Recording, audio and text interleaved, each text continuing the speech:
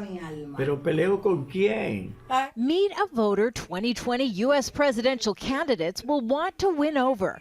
Radio journalist William DIAZ is Latino, undecided, and most importantly, lives in Florida, the crown jewel in American politics. Republicans are doing an excellent job in Florida. And to me, they deserve to win Florida.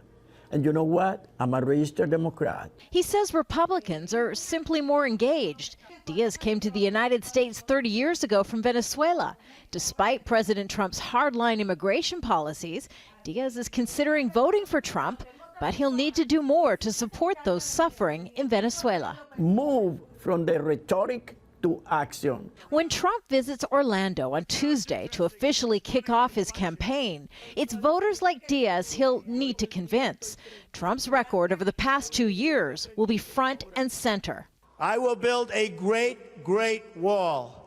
Trump's biggest 2016 promise to build a wall along the southern border to stop illegal immigration has proven to be a challenge. He was unable to secure funding from Congress, so he declared an emergency to start construction. That's being challenged in the courts, a recurring theme throughout his first 2.5 years, as his opposition uses legal means to oppose some of his biggest policies. Those challenges included his travel ban on people from 5 Muslim-majority countries. And although it faced widespread opposition initially, Trump managed to successfully implement it.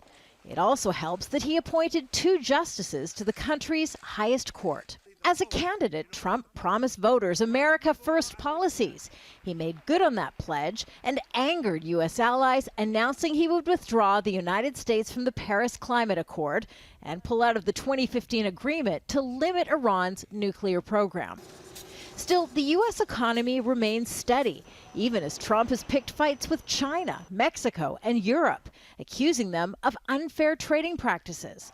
Expect Trump to boast about a strong U.S. economy and historically low unemployment, even among voters of color, despite persistent criticism Trump's policies hurt minority voters.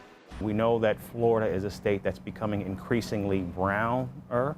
And I think that's a state where he's going to have to address that issue. Another problem for Donald Trump, trying to convince voters to look past at least 15 investigations in 3 states, looking into Trump's business, charity, and campaign.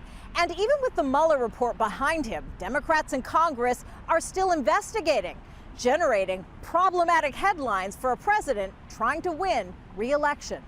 Kimberly, Halkett, Aljazeera, Orlando.